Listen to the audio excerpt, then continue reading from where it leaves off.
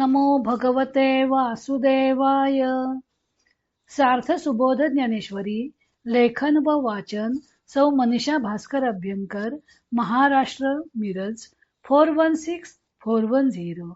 अध्याय 13वा. क्षेत्र क्षेत्रज्ञ योग. प्रकृती पुरुष विचार भाग 7. ओव्या आहेत 997 ते 1006. गुणसंग पुनर्जन्माला कारणीभूत होतो. भाग 4. पुरुष आणि प्रकृती कशी आहे ते सांगितल्यावर प्रकृती पुरुषाशी घरोबा करून कार्य कसे करते त्याचं वर्णन ज्ञानदेव करत आहेत. येते येतुला वरी सौभाग्य व्याप्तीची थोरी, म्हणून तया आवरी अनावराते.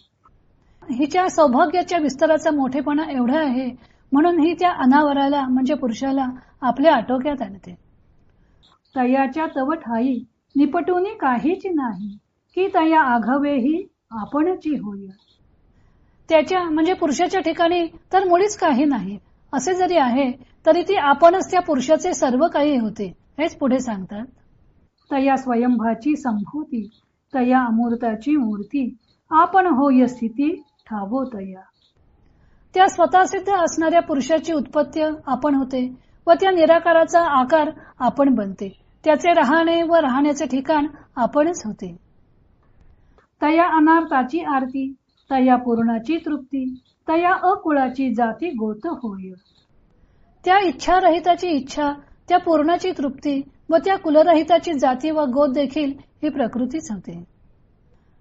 तया अचर्चाचे चिन्ह, तया अपाराचे मान, तया अमनस्काचे मन बुद्धीही होय. ज्याच्याविषयी काही चर्चा करता येत नाही अशा पुरुषाचे ही प्रकृती लक्षण होते. त्या अमर्याद पुरुषाचे ही माप होते व त्या मनरहित पुरुषाचे मन व बुद्धी ही प्रकृतीच होते. तया निराकाराचा आकारू, तया निर्व्यापाराचा व्यापारू, निरहंकाराचा अहंकारू होऊन ठाके. त्या निराकार पुरुषाचा ही आकार होते, त्या व्यापार रहिताचा व्यापार आपण होते व त्या अहंकार रहित पुरुषाचाही अहंकार होऊन राहते.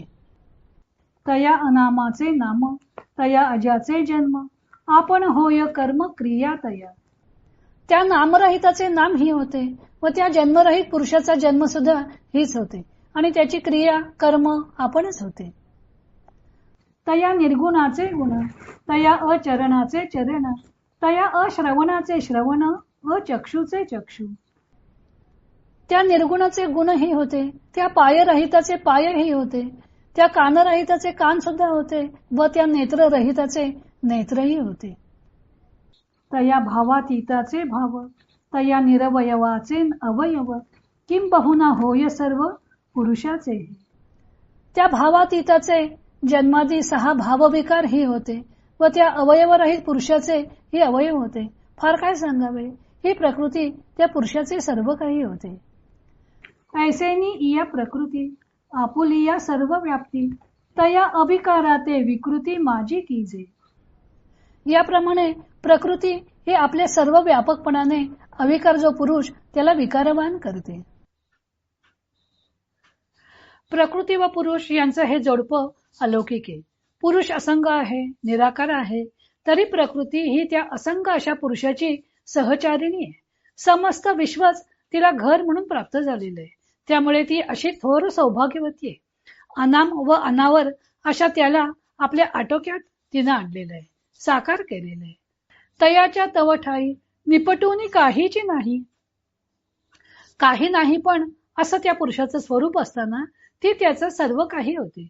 ज्ञानदेव अमृतानुभवात म्हणतात, जेणे देवे संपूर्ण देवी, जिये विना काही नाती गोसावी, किंबहुना एकोपजीवी एक एकाची. ज्या देवामुळे म्हणजे शिवामुळे ती शक्ती संपूर्ण आहे, त्या शक्तीशिवाय तो गोसावी काहीही करत नाही.